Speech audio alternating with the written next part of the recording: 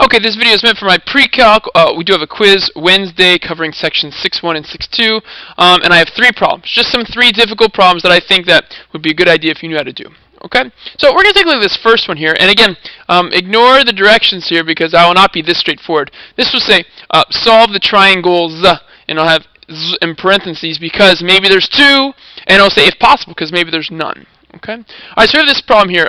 B is 25 degrees, so that's angle B. Side A is 6.2 and side B is 4.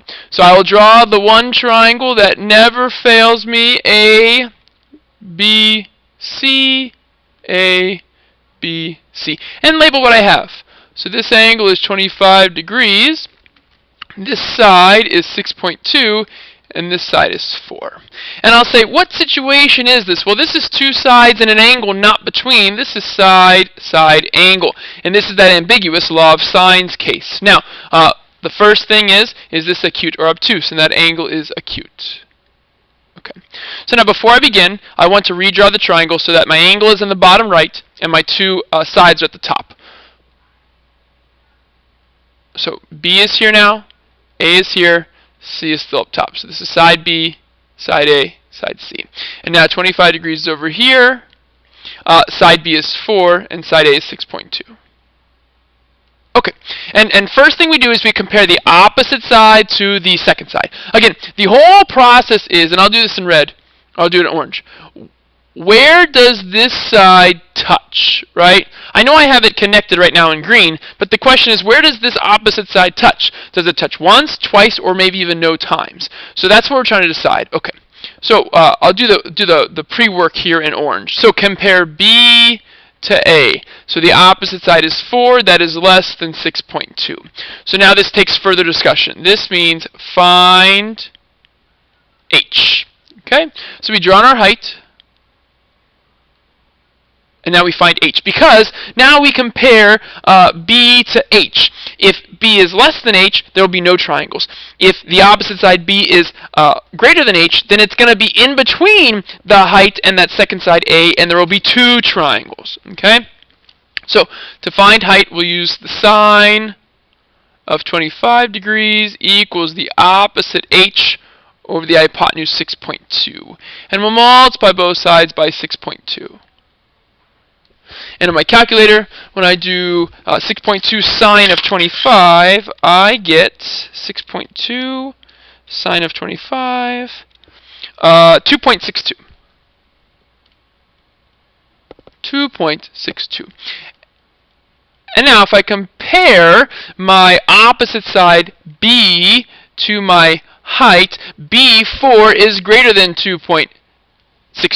Which means, and I'll do this here in blue, that I'm going to have 2 triangles, with this B swinging to the right of this height and to the left of this height.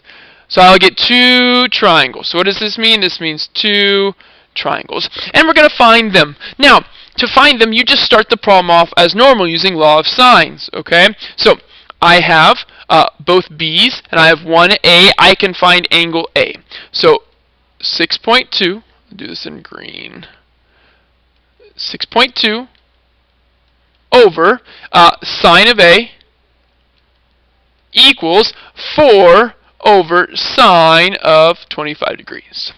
Cross multiply, 4 sine of A equals 6.2 sine of 25 degrees, and divide by 4 to get the sine of A equals, and I'll do that right side of my calculator, 6.2 sine of 25 divided by 4. I got 0.65 something. Inverse sine to find angle A is 40.92 degrees. And if I look at these 2 blue triangles, that means I'm finding the farther blue triangle, and I'll do it all in blue. I'll do it in red. This triangle right now. Because angle A is acute. Okay? So I'm finding this triangle. So now I have both B's and both A's. I can find angle C by simply taking 180 minus the original angle given, which was 25, minus the second angle. So angle C is going to be 180 minus 25 minus 40.92. 114.08.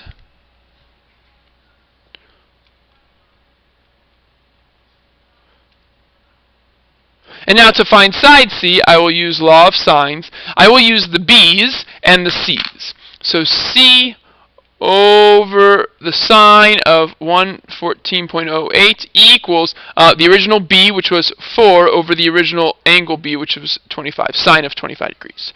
You will cross multiply. C sine of 25 degrees equals 4 sine of 114.08, and I will divide, and I'll scoot this down, and I will divide by the sine of 25 degrees. And I will get 4 sine 114.08 divided by sine of 25. 8.64, and there's side C. Okay, and there is the first triangle, okay? Now, I'm looking for the obtuse triangle. I'm going to take this and draw it down here. So, it would be like this triangle, right, from up there. Now I'm looking for this triangle, and now this is A prime, that's C prime, and that's C prime. So we still use the original B's and the original A, but now we take angle A from the beginning, and we find its supplementary angle. So to find angle A prime, we're going to take 180 minus 40.92. So angle A prime, 180 minus 40.92. That's 139.08 degrees.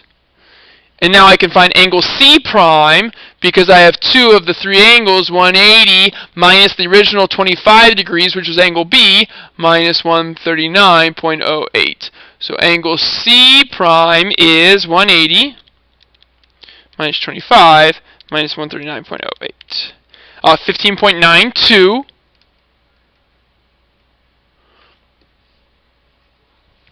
And then we're going to find side C, and I will use the B's and this angle C. So the B's were, we'll start with C. So side C prime over angle sine of angle C prime, which was 15.92 degrees, equals, and I'll use the B's, 4 over the sine of 25 degrees. Cross multiply C prime sine of 25 degrees equals 4 sine of 15.92 degrees, and then we'll divide by the sine of 25 degrees. And C prime is, and we have 4 sine of 15.92 divided by the sine of 25. 2 points, and it rounds up, so 2.60. It's 596, rounds up to 60. Okay. So, on the left side here, we have the second triangle, angle A prime, C prime, and C prime the side. And on the right side, we have the first triangle, angle A, angle C, and side C. Okay, very good. There is a reason I have done this on the YouTube. So hopefully you watched and you understand. And if you don't understand, try it again. And try it again until you do understand. Or come see me. Okay, second one, glide path. A pilot just started a glide path for landing at an airport with a runway of length 9,000 feet. The angles of depression from the plane at the ends of the runway are 17.5 degrees and 18.8 degrees. And we're just going to do part B only, which is find the air distance the plane must travel until touching down on the near end of the runway. Okay. So you have to be able to draw the picture, definitely, most definitely. So here it is. Here's an airplane. Okay, and then here's the runway. Right, and then here's the ground below. But this is the runway, so there you go. Right?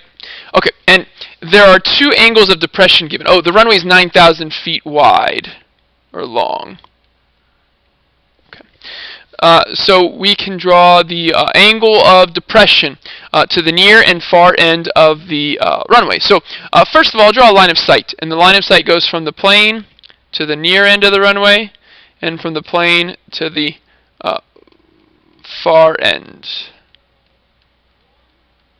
And now your angle of depression must be formed by a horizontal. So then I draw a horizontal from the airplane. And I have two angles. There's one angle, it's a smaller angle here, and a bigger angle two angles. There's an angle here from this horizontal on that line of sight and this horizontal on that line of sight. Okay? And you can see that one is smaller and one is bigger. So of the two angles, the smaller one is going to be the smaller angle. That's 17.5. So that means this one is 18.8 degrees. Okay. And in this picture, what they're looking for is the air distance the plane must travel before touching down the near end of the runway. That would be this right here. They're looking for that length. So we are going to use, and I'll do it in orange, this triangle right here. It is an oblique triangle because there are no right angles. So it's this side, the runway, and then this other side. Okay, so what do we have to do? Well, we know one side. We want to find this side. I can find this angle right here. That small angle. It's just the subtraction of these two. So I'll actually do it below. Do it down here. So 18.8 minus 17.5, that's 1.3 degrees. That's that angle there. And then I need another, I have one side, I have an angle, I need another side or another angle. I don't think I can find that other side, so maybe another angle. And I believe I know this angle right here. This angle is an angle of elevation, okay? It is the angle of elevation associated with the other angle formed by this line of sight, and that would be the 17.5. This angle is 17.5 degrees. And now I look at what I have. I have two angles and a side not included. That would be angle, angle, side. And I can use law of sines. Okay? So I want to find x, right? Okay. So what is the angle opposite of this side of x? Well, the angle opposite of x is this 17.5. Oh, so we use the sine of 17.5. Geez.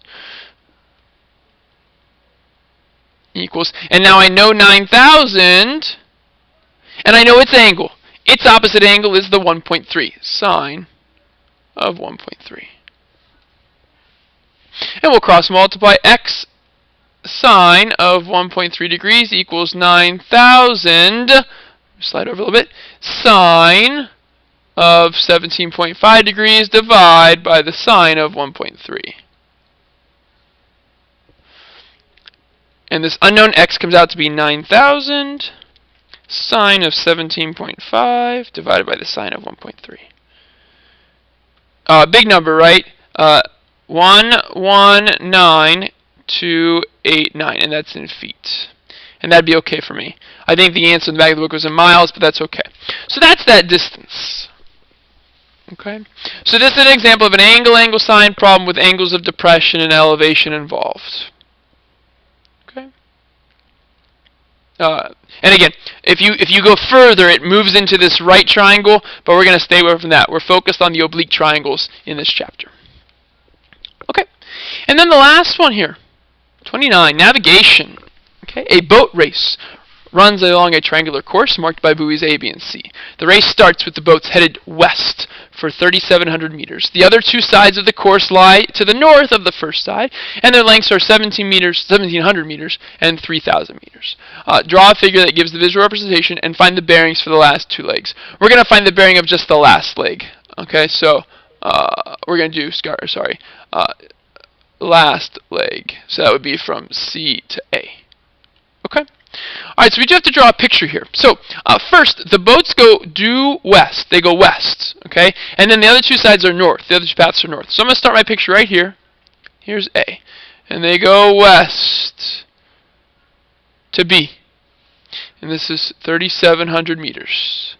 And then they go 1,700 meters and then 3,000 meters. So I don't know where C is exactly. I'm not going to put it right in the center. I'm going to put it closer to B because 1,700 is smaller than 3,000. So here's 1,700. Okay. And here is 3,000. Okay. And I changed my mind. We will find both. Okay. We'll do. Or actually, we're just going to find the one.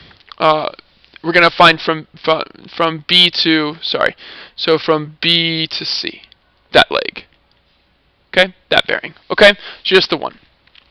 So I'm looking for the bearing from B to C. Now, in orange, I'll put the compass.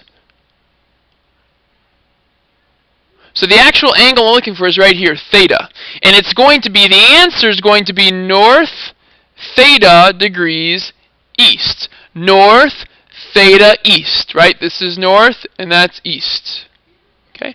But theta is not in the triangle. The angle in the triangle is angle B. So I'm going to find angle B first and then use the fact that that's a right angle to find my theta.